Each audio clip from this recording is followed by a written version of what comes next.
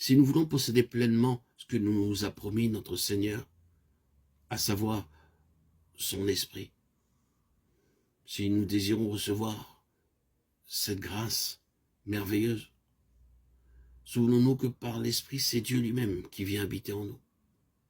Partout où Dieu habite, il se cache dans la nature, Dieu se cache.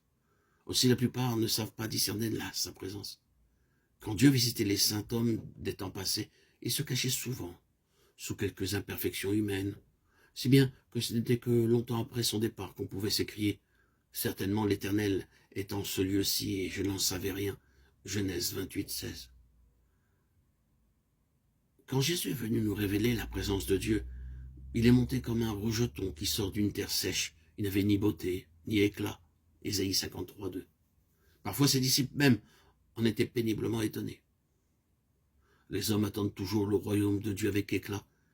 Ils ne savent pas qu'il s'enveloppe de mystère.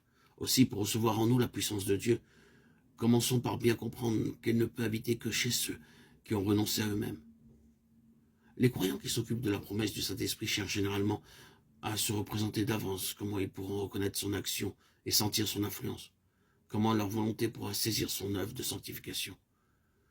Qu'ils se souviennent plutôt que c'est bien au-delà de la pensée, des sentiments et de la volonté, quand un mot, c'est bien au-delà de leur âme, que c'est dans la retraite intime de leur esprit qu'il veut faire sa demeure. C'est donc avant tout par la foi qu'il faut saisir la présence du Saint-Esprit. Lors même que je n'aurai pas la moindre preuve de son action, je dois croire avec respect qu'il demeure en moi. Avec foi, je dois compter sur ses effets et les attendre dans le recueillement. Avec foi aussi, je dois renoncer entièrement à toute sagesse, à toute force propre, renoncer complètement à moi-même pour le laisser agir en maître. Peut-être les premiers indices de sa présence seront-ils si peu sensibles qu'à peine pourrais-je savoir qu'il est là. Peut-être ne parlera-t-il d'abord que par la voix de ma conscience, ou en me rappelant quelques vérités bibliques. N'importe. C'est alors que je devrais saisir avec foi et tenir ferme la promesse du Maître, le don du Père, et croire que réellement l'Esprit habite en moi, cherchant à me guider.